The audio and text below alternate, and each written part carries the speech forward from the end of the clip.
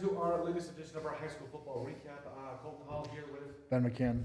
Really excited to bring you the action here. Really interesting week of football. Is it never not interesting? There's always something weird that goes on, right? Yeah, absolutely. At any level. I mean, because we follow it all the way from little kids, because we coach, we're not weirdos. Middle school, I have a kid that's in middle school and high school. Yep. You know, obviously college and the NFL. So Yeah. it's been a kind of a crazy week this week for football. Yes. And so today we're going to go over just real quick the high school football scores, and then we'll get into Spearfish, obviously. So we'll start out with White River taking down Omaha Nation 6-0. Roosevelt took down Rapid City Stevens 30-22. That's a little bit close. Good for Stevens, having a close one. I know that. Roosevelt's not as good as they were in the past. True, but at the same time, if you're Stevens, it's Yeah, a it's moral still victory. it's still good. It's a moral victory. Timberlake, taking it to Gettysburg 46-6. Phillip beating Lyman 48-44. That's actually a good game. Shout out to my man Ryan out there. They're taking care of business this year. Brandon Valley taking down Mitchell 49-7. Watertown beating Teague 15-7. That's big. It is big. Watertown, we've said it before, or I'm not even on the mic. We said it before. Watertown's a good team. They're a very good team, and I think that is it's telling that when you actually look back at their first games of the season, they were all very close, and so now they're starting to put together some wins. Watertown might be a team to watch. I don't want to play them in the first round. No, you don't. I don't know, man. I don't know if I want to play with any of those teams. No. Double A is it's still a toss-up. I mean, Pierce hitting their stride. Yeah. It's just, I don't know. Like, it's wide open, so. So, speaking of Pierre, so you want to talk about taking it to a team. Now, Sturgis Brown is no slouch, but Pierre... They just had a big win last week. They had a huge win. They upset number one Yankton. And now Pierre takes them down 44-0. Now, part of this, I think, is Pierre, like you said, hitting its stride. Like Pierre's Pierre. They're going to be good every year. They're well coached. They get the little things right, plus the talent they have. It's just tough to beat.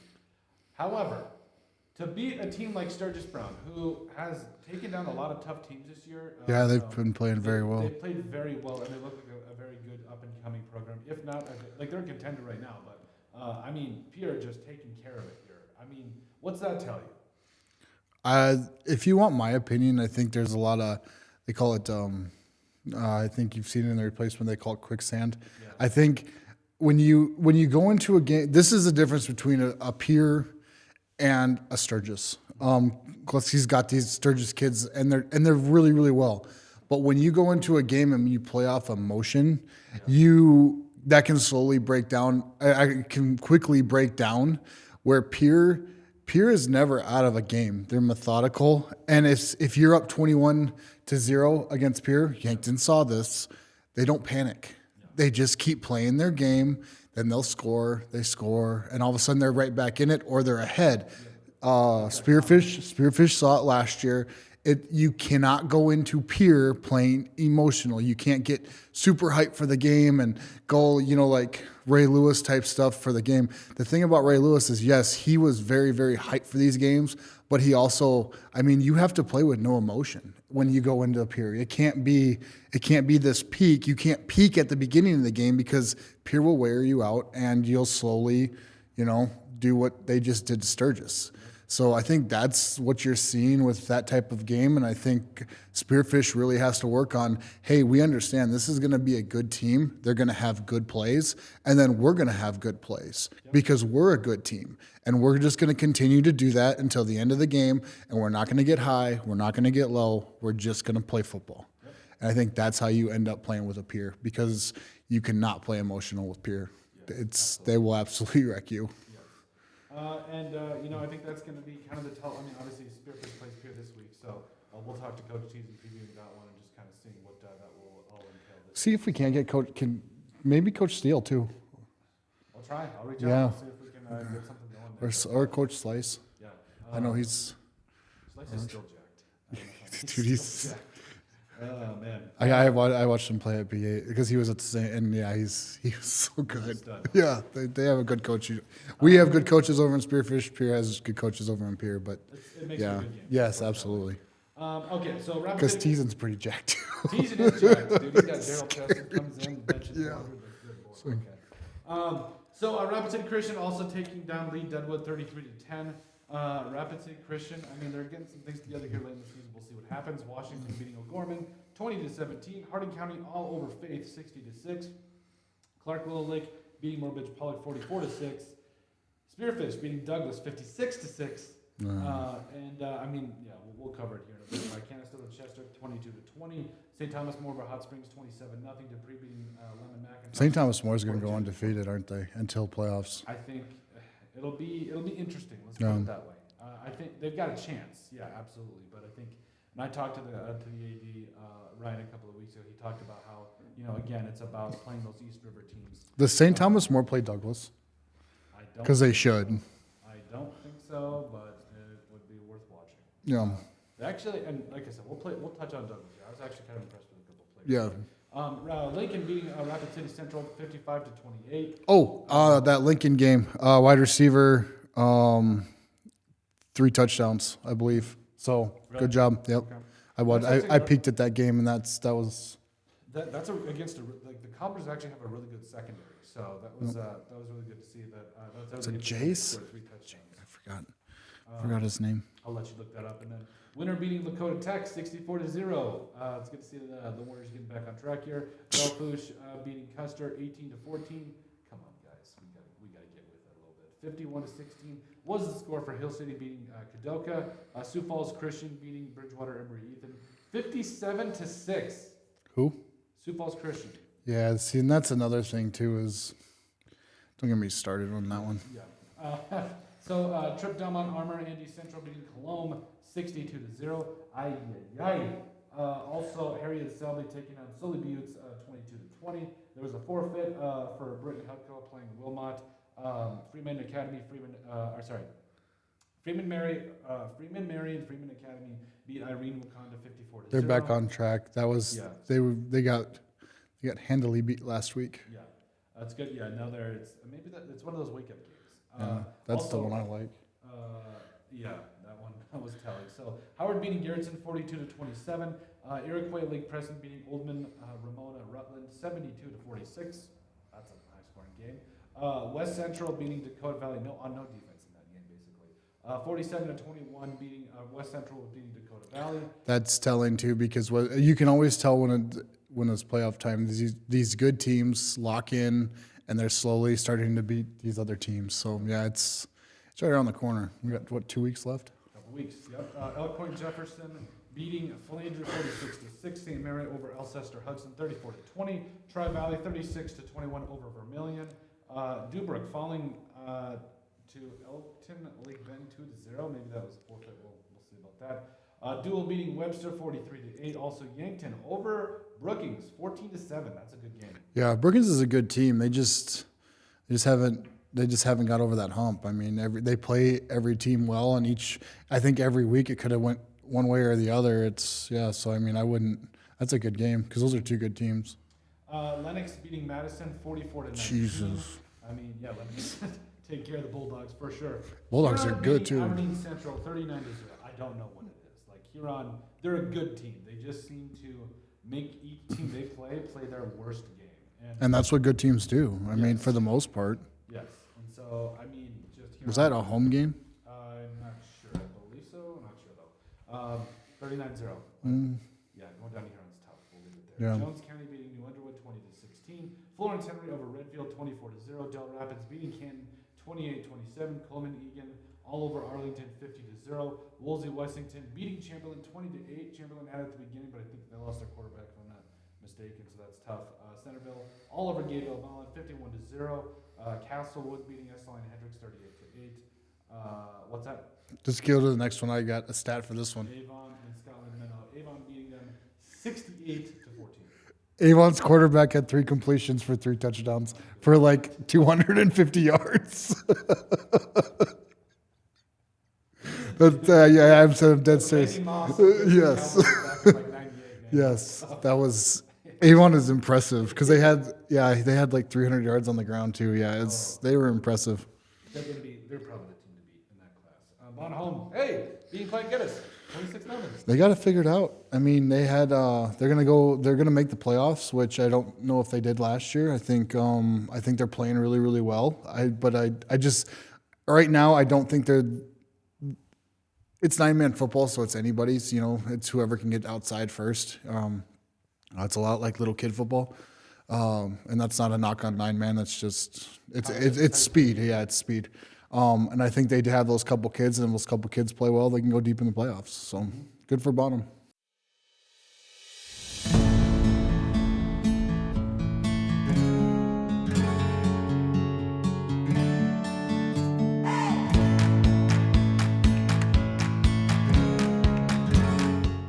Weimar Hurley beating Hanson 28-6. Kimball White Leg over Gregory 50-20. That's a telling win. Gregory is, come on, man. 56-6 for Sioux Valley over Beersford. Falkton beating Hitchcock-Tulare 51-0. Ipswich all over Loyola Frederick 32-6. Warner beating North Central 43-6. McCook Central Montrose beating Baltic 39-14. Wall beating Bennett County 50-0. D. Smet, thanks McKinley, over Great Plains Lutheran 36-0. Corsica Stickney beating Burke 54-22. Mount Vernon Plankington beating Miller Hammer Howell 24-0. Millbank beating Roncalli 38-0. And finally Jefferson beating Harrisburg 31-28. All right, let's get into Spearfish. So one more quick. Oh yeah. That Jefferson Harrisburg game, that's going to be interesting, like in the playoffs especially. I'm glad to see Jefferson finally get bounced back because after that Lincoln loss, they were kind of like. But yeah, Harrisburg's a good team, man. That is the way to do it. So Spearfish beating Douglas. I gotta say, this was a dominant win for Spearfish, but it's against a team that you should be dominant in. I will also say though that there were times after the Spearfish Spartans were able to put up a couple touchdowns, like they punted, and I'm just kind of sitting there like, man, it was a dominant win, but I would have liked to see a little bit more. There was like 2 drives. I'm just nitpicking at this point because clearly it was. Spearfish was in complete control of the game from the first to the last snap. But Spearfish getting another win and proving to, I believe, 5-2 if I'm not mistaken. And it's tough. I think that if you are Spearfish, I think this is the kind of game where now you go into this is the game I hate going to play before you go to play Pier, because if it were up to me, I think that you want to play. I would put Douglas as my last game or my first game. Yeah, I think that you want to play a tough team before you go to play Pier. Not to say that Douglas isn't tough, but they're not up to Pier's caliber right now. But I think overall, you have to go into that game and want to come out on top, just kind of knowing where you're at against a really tough team. And so, but Pier, they're 4-3. Spearfish 5-2. It's going to be senior night at Lyle Hare Stadium, 6 o'clock. We will be there with bells on, covering and everything. So at the end of the day, it's going to be tough, but I think this is going to be possibly the game of the weekend. I'm not just saying that because we cover mainly Spearfish. So it could definitely be close. You got Hughes, who's the dual threat with like 704 passing yards this year and then 536 on the ground. So you have to be able to cover both Hughes and then Vavrishka, because he's just so reliable. When you need a play, it seems like you're kind of looking at those two. And Vavrishka's only got 326 receiving yards, but on the same note, he's only played like half of that Douglas game. So I think if he plays a little bit more in that Douglas game, that's up. And a lot of those 300 yards are third and so many, and he's going out and getting the first down. Were those the updated ones? Because they actually have the school updated them here on. It should be. Should be close. They're so 755 plus. I think it's just a lot. I think they just got these games updated. I don't know if that. But on the same note, even if I'm off by 50 or whatever, I'm just So Lucas is. Yeah, he's been like 38 tackles, 40 tackles. So, with him and Lewis, Lewis is still quietly right there, I think. I don't. It's the perfect compliment. Yes. Because you have Jack Cohen on the outside. You have those two in the middle. And then. He's kind of what Lucas was last year. Yeah. Lucas kind of really complimented. I think it was Hunter in the middle, if I'm not mistaken. Maybe Hunter was Aiden. Was it Aiden? I believe so. Okay. But yeah, they complement each other so well that they play off of each other. I do see hunters are not hunters. Sorry. They're reading a lot better. They're taking that little step back, but they're not going too far back and then they're coming and then they're crashing. I think Lathan's doing a really good job of being able to read the play and know where it's going. You can tell that kid watches film constantly. Another one would be Jack Coet. He's really stepped up for the defense. You can't throw over him. He's a freak. So. Pick 6 against Douglas. I would venture to say that he is making a case for him to be signing with somebody as an outside linebacker, if not a tight end at the very least. And then the other thing too is when you're playing Douglas and you have those younger guys come up. Owen Meredith played pretty good. Had 2 touchdown passes. Then you had I think Jack Scharf started the game, played well. He called his name a couple times. So and then Mick finally broke off a big run, and I think what he ended up with like 200 yards. It was a good game for Mick. I'm not sure how many yardage yet, but he ended up really playing pretty well. But yeah, it's something that was well deserved. The kid works really hard, and he definitely deserves it, and he's fun to watch. So I think all around it's a good game to play, but I don't know, like you said, I don't know if it's the best game to play before Pierre. You really got to lock in, but I think you almost have to start getting if you got that kind of a game, you got to start getting ready for Pierre last week. Another thing too, as we talked about in pregame on Friday, is those guys have to come in and do their job and get out of the game. And I don't think Thomas Hughes saw the field after the first quarter.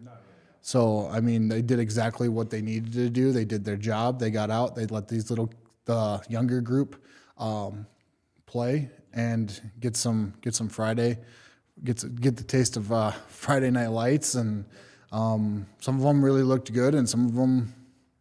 There's improvement. You get your first little bit.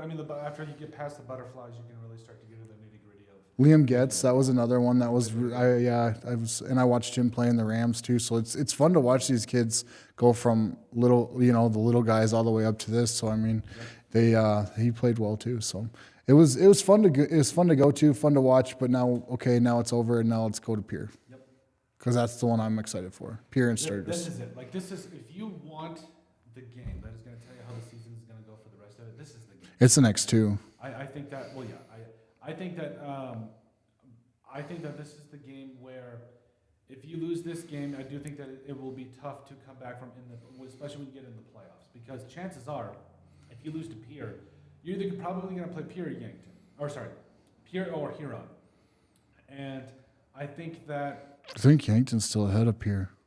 So yeah, either one. Yeah, you don't want to go. You're either going to drive to Yankton or drive to Huron again, or go to Pierre. Yeah. But this game needs to be close if they do lose, because last year you could kind of feel it a little bit. Where they didn't have Jack, who had not played all season, and then he went into the playoff game, and he actually gave him a fighting chance. It actually looked like that was going to be a really good game, and then towards the end there, they were just with Bucci. I think it was tough. They were able to run the ball, and it is what it is. But I think this game needs to be close if they do lose, but I have all confidence in Spearfish. I think that they've proven to me this year, in my opinion, that they're a more complete team than we have seen in years past. Last year, let's just be real, it was the Hunter Walters being able to set the tone on the ground. And yeah, they had some passing plays that they could get in there, but I would argue that Thomas Hughes has shown he can throw the ball on the outside over the middle. He can make some good decisions, and then also you've got a ground attack with Hughes and Nick Bosch, as well as those outside reverses have been working as well. So I think offensively was what we've seen in terms of what the Spearfish Spartans want to do in terms of spreading you out and then also running that inside zone. I think that it has worked beautifully, and then defensively, I think that we have seen them match up with good teams and come out on top. So the issue I think you're going to see is, I think the zone's not. You're going to have to man and then zone. I don't know who you're going to have to stick that safety. You're going to have to stick Cade. Or you're going to have to stick Sire over the top. No, I'm not taking anything away from Hughes, but you're going to have to stick him on that tight end side, because you're going to need a tall, because otherwise they're just going to go up with it, and they run a lot of outs. I've seen a lot of outs with him, and then really kind of get to that outside and be able to turn it up. The kid's really good. He's not a 4-star because obviously he checks all the boxes in weight, height, and all that stuff, but he's a player too. Yeah. So you're gonna have to count on, like, look at him and be like, okay, we need to take away this. Yep. Like, it can't be a decoy thing. Like, drives me nuts, these decoy offenses. Pierre doesn't run a decoy offense. No good team's going to run a decoy offense. Yeah. They're going to let their playmakers play, and you have to put your playmakers in front of their playmakers, and your playmakers have to be better. Yeah, that's what this new, whatever this decoy offense is, it's driving me nuts. But I think it is, like, that's what it is. It's you have to put your best against their best and see who wins. That's what it comes yeah, and that's what they're gonna do. I mean, Pierre in their mind thinks they're better. Their best is better than your best. I mean, you watched it even in the state title game last year. Bucci was gonna run the ball like that. My best against your best. And and they did, and Watertown came out on top on that because they did. Their best player beat their best player, and that's what you have to do if you're Spearfish. Is you have to throw a Cade over the top of him, and then you have to account for the running back. The running back's really good, and then Jack and Lathan are going to have to account for him. You're going to have to put a hat on a hat and then you can play zone after you account for these 2 or 3 players. Then go back into your zone and stuff, but you're going to have to man him because he will find that soft spot in the zone, and that's where they take advantage of it. Yep. Yes, I think overall, Friday will be very telling, but make sure you guys are there, or at least catch our live stream, and be sure to catch the action because this could possibly be the game of the year. So, but that's all I got for this week. That's it. I'm excited for this week. I think Coach Teason and Coach Steele both have their teams ready, and Koletsky will get the Sturgis guys back on track too. So super excited about this upcoming week. I think we're in the playoff. We're really kind of seeing who's going to make the playoffs, who's not going to make the playoffs. So we'll see how those teams how they play, and this Pierre Spearfish game is going to be fun. Awesome. Well, thank you guys for joining us, and we will see you next week. This production is brought to you by our sponsors: Millstone Family Restaurant in Spearfish, the Bashful Bison South Dakota Market, MJ Plumbing, Queen City Door, Dana Dental Arts, Superior Water, Legacy Custom Homes and Design, the Golf Club at Devil's Tower, Tropical Smoothie Cafe in Spearfish, the Clubhouse of Spearfish, Good Earth Natural Foods, CBH Co-op, Northern Hills Golf Car, Spearfish Building Supply, Hauck Electric, Pioneer Properties, I Love Spearfish, American Family Insurance Moriah Devall Agency, McDonald's, One Way Service Pros, Black Mountain Painting, and Woods Heating and Cooling.